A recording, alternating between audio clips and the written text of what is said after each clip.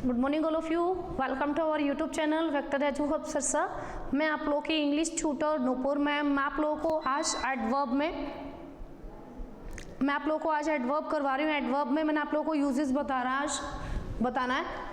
Early का, सून का और क्विकली का डिफरेंस, तीनों का मीनिंग लगभग मैच होता है, सिमिलर सा ही है। तो बच्चों को बड़ी कंफ्यूजन रहती है किसमें कि सून का मीन्स भी जल्दी होता है, अर्ली का मीन्स भी जल्दी होता है और क्विकली का मीन्स भी जल्दी होता है। तो तीनों का मीनिंग लगभग कुछ हद तक सेम होता है, तो बच्चों के लिए बड़ी कंफ्यूजन क्रिएट हो जाती है। तो सून का मीनिंग मैं पहले बताऊंगी आप लोगों को। सून का मीनिंग क्या है? सून का मीन्स होता है after a period of time. जैसे लगाओ हम किसी का कोई एडमिट है हॉस्पिटल में और हम उसका पता लेने गए, तो हम उसे बोलते हैं ना गेट वेल सून, मीन आज के बाद, जैसे आज हम मिले उसके जस्ट थोड़े देर बाद या थोड़े दिनों बाद आप जल्दी ही ठीक हो जाना। तो क्या लिखा है? After a period of time, कुछ समय बाद जल्दी ही ठीक हो जाना। तो उसका मीनिंग हो जाएगा सून। तो आप लोगों को बहुत बढ़िया एग्जांपल दिया मैंने गेट वेल सून का, कि जल्दी ठीक हो जाना, जल्दी रिकवर करना। तो यहाँ हो जाएगा गेट वेल सून का meaning. Soon means after a period of time. जो अब टाइमिंग स्टार्ट है, जब हम किसी पेशेंट से मिले, किसी मरीज से मिले, किसी पर्सन से मिले जो बहुत ज़्यादा बीमार है,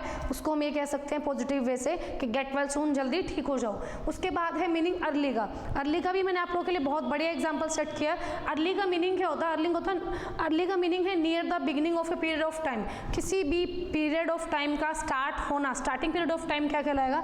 अर्ली। तो इसके लिए मैंने बहुत बढ़िया एग्जाम्पल दिया है जो डेली रूटीन में आप लोग यूज भी करते हो, आपने सुना भी होगा। जैसे मैंने लिखा I get up early in the morning, get up early in the morning. तो मॉर्निंग की क्या हो जाएगी?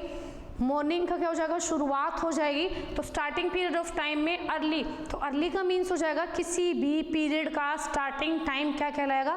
अर्ली यूज करेंगे वहां। अब जैसे मैंने लिखा है क्विकली, क्विकली का यूज होता है at the speed, means rapidly. Rapidly means एकदम कहा और काम किया, तो क्या हो जाएगा? क्विकली।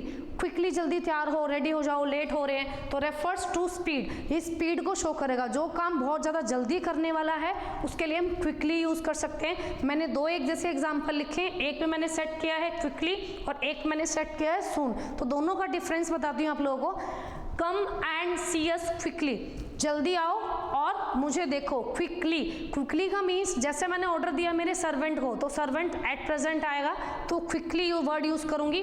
कम एंड सी अस सून, सून का मीनिंग हो जाएगा जैसे किसी भी पर्सन को हम बोल सकते हैं, उसको मैंने बोला मेरे बेटे को, मेरी गुड़िया को, या किसी को, मेरे हस्बैंड को, तो मैंने क्या हो जाएगा? कम एंड सी अस सून। सून का मीनिंग हो जाएगा, सून का मीनिंग हो जाएगा कि आप लोग थोड़े टाइम बाद भी ये काम कर सकते हो। तो क्विकली का मीन्स हो जाएगा at the pace, means speed जो है बहुत ज़्यादा फास्ट होगी और जो काम आप लोगों को कहा गया है वो काम आप लोगों को बिल्कुल fast forward, means most speed से करना है, बढ़िया वाली गति से करना है, बढ़िया स्पीड से। तो आप लोग यूज़ करोगे क्विकली। सून का मीन्स हो जाएगा गेट वेल सून, बहुत बढ़िया एग्जाम्पल है गेट वेल सून, इसका बहुत बढ़िया एग्जाम्पल है। जैसे हम बोलते हैं after a period of time, कुछ समय बाद जिससे हम मिले हैं उसके थोड़े जस्ट बाद हम सोचते हैं कि वो जल्दी ठीक हो जाए। और अर्ली का क्या हो जाएगा? I get up early in the morning. सब जो हैं, जो भी बच्चे हैं, जो भी पेरेंट्स हैं, वो सुबह बहुत ज़्यादा जल्दी उठते हैं, सब अपने अपने वर्किंग लोड को लेके प्रेशर में होते हैं, तो सब जल्दी उठते हैं ना, तो ताकि काम जो है वो टाइम पे फिनिश हो जाए। तो I get up early in the morning means morning की शुरुआत में आप लोगों को क्या करना है? किसी भी पीरियड ऑफ टाइम की स्टार्टिंग, लिखा near the beginning of a period of time, किसी भी टाइम का स्टार्टिंग पीरियड क्या हो जाएगा? आप लोगों को वहां क्या यूज करना है? अर्ली का यूज करना है। उसके बाद है आप लोगों का नेक्स्ट अर्ली। अर्ली का यूज कहाँ होगा? अर्ली का सेकेंड यूज कहाँ है? अर्ली का यूज होता है बिफोर द एक्सपेक्टेड टाइम। किसी भी जैसे हम किसी से उम्मीद करते हैं, तो एक्सपेक्टेड टाइम से पहले के लिए भी हम अर्ली का यूज करते हैं। और ये मैं करवा रही हूँ आप लोगों को चैप्टर एडवर्ब, लेकिन अर्ली का जो थर्ड यूज है वो एज ए एडजेक्टिव भी होता है। देखो मैंने एग्जांपल लिखा बिफोर द एक्सपेक्टेड टाइम में द प्लेन अराइव्ड, या ट्रेन भी लिख सकते हैं the train arrives 20 minutes early. तो ट्रेन जो है जिस टाइम पे पहुंचना था उससे 20 मिनट्स पहले, अर्ली मीन्स पहले पहुंची है। तो इसका सेकेंड रूल क्या हो जाएगा? अर्ली का ये वाला हो जाएगा। और थर्ड नंबर रूल क्या कह रहा है? थर्ड नंबर रूल देखिए, पढ़िए। अर्ली क्या है, एज ए एडजेक्टिव भी यूज हो रहा है, और जो पहले यूज करवाए हैं वो अर्ली यूज हो रहा है एज ए एडवर्ब। तो यहाँ आप लोगों का early age a adjective use हो रहा है। We will be grateful for an early reply, हम बहुत ज़्यादा खुश होंगे आपका जल्दी रिप्लाई देने के लिए। तो आप लोग जल्दी रिप्लाई देना, जैसे हमने लगाओ किसी से कुछ ऑर्डर किया है ऑनलाइन और उसके रिप्लाई जो अगर जल्दी आएगी, कोई फंक्शन पार्टी है, कोई वैसे आउटफिट मंगवाया, क्रोकरी आइटम्स है किसी भी फंक्शन के लिए, वो अगर जल्दी रिप्लाई देते तो हमें खुशी होती है ना। तो वी विल बी ग्रेटफुल, हम बहुत ज़्यादा धन्यवादी होंगे फॉर एन अर्ली रिप्लाई। तो रिप्लाई क्या हो जाएगा, नाउन है, नाउन को डिफाइन करने वाले वर्ड्स क्या हो जाएंगे, एडजेक्टिव हो जाएंगे। तो आप लोगों को हर किसी वर्ड को देख के ये जज नहीं कर सकते कि वो पार्ट ऑफ स्पीच कौन सा है, नाउन है, प्रोनाउन है, टेंस है, या फिर एडजेक्टिव है या एडवर्ब। सेंटेंस में लिखने के बाद उसका पार्ट ऑफ स्पीच पता लगता है कि वो कौन सा पार्ट ऑफ स्पीच है। अर्ली को हम एज ए एडवर्ब ओनली नहीं जज कर सकते, इसका यूजेस देखेंगे कि वो एज ए एडजेक्टिव यूज हो रहा है या एज ए एडवर्ब यूज होगा। तो यहाँ इस सेंटेंस में एज ए एडजेक्टिव अर्ली जो है वो यूज हो रहा है। तो आप लोगों के लिए आज के लिए इतना ही करवाऊंगी मैं।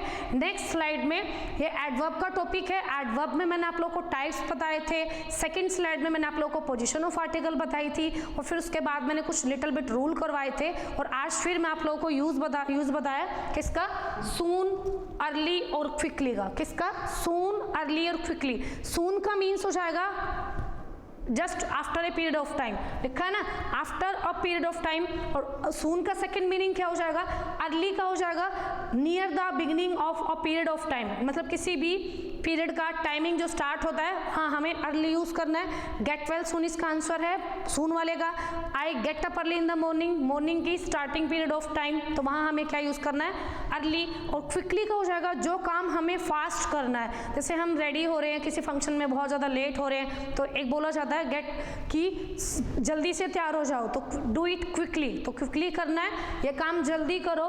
कुछ काम ऐसे होते हैं जो रिलैक्सेशन करके इजीली हम थोड़े टाइम बाद भी कर सकते हैं, उसके लिए हम सून यूज कर सकते हैं। लेकिन जो काम एट प्रेजेंट बहुत ज़्यादा कंपलसरी है और बहुत जल्दी करना है हमें, उसके लिए हम क्विकली यूज करते हैं। जैसे लगाओ पीएन को हमें आवाज़ लगानी है ऑफिस में या रिंग बेल बजानी है, तो पीएन क्या करेगा या सर्वेंट्स क्या करेंगे, अपने मास्टर का ऑर्डर फॉलो करेंगे ना, तो उन्हें क्विकली आना पड़ेगा, चाहे काम कितना भी अर्जेंट हो और ना हो, तो क्विकली यूज करना हमें। जो काम हमें एट द प्रेजेंट अर्जेंटली करवाना है किसी से, वहाँ क्विकली यूज होगा। सून हो जाएगा कि आप थोड़े टाइम बाद भी ये काम कर सकते हो, क्लियर है। उसके बाद फिर मैंने आप लोगों को इसका यूजेस बताया है। अर्ली का सेकंड यूज हो जाएगा एक्सपेक्टेड टाइम से पहले भी यूज होता है, उसके बाद हो जाएगा अर्ली का एज एडजेक्टिव भी यूज होगा। ये चीज बहुत ज्यादा इंपॉर्टेंट है कि आप लोग किसी भी सेंटेंस में कौन सा वर्ड क्या रोल प्ले कर रहा है, वो एज ए वर्ब यूज हो रहा है, एज ए एडजेक्टिव यूज हो रहा है या एज ए एडवर्ब। तो आप लोग को ये चीज देखने वाली है, समझने वाली है। आप लोग ये चीज बहुत ज्यादा सीखो इन सब चीजों से, क्योंकि कई बार जो पिछले साल जो हुआ था एनडीए का एग्जाम, उसमें part of speech he 10 question दिए हुए थे, और 10 क्वेश्चन में आप लोग को ये अगर पूछा जाए कि अंडरलाइन करके पार्ट ऑफ स्पीच कौन सा है, तो आप लोग को ये बहुत ज़्यादा बेनिफिट है एक्सरसाइज। तो आप लोग को सबसे पहले पार्ट ऑफ स्पीच पता होना चाहिए। हाईलाइट करके देंगे वो आप लोग को, जैसे अर्ली वर्ड हाईलाइट किया मैंने, उधर मैं नाउन मेंशन नहीं करूँगी, तो आप लोगों को देखा पूछा जाएगा कि पार्ट ऑफ स्पीच कौन सा है, ये नाउन है, एडजेक्टिव है, एडवर्ब है या कंजक्शन। तो आप लोगों को ये देखना है कि वो किसके बारे में डिफाइन कर रहा है। अगर वर्ब के बारे में डिफाइन कर रहा है, एडजेक्टिव के बारे में डिफाइन कर रहा है या एडवर्ब के, that it is called adverb. अगर वो किसी नाउन या प्रोनाउन के बारे में बता रहा है, डिफाइन कर रहा है, क्वालिटी बता रहा है उसकी, तो दैट इज कॉल्ड एडजेक्टिव हो जाएगा। प्रेजेंट, पास्ट, फ्यूचर वर्ब भी देखनी होती है आप लोगों को। तो इसमें आप लोगों को बहुत बढ़िया बताया मैंने।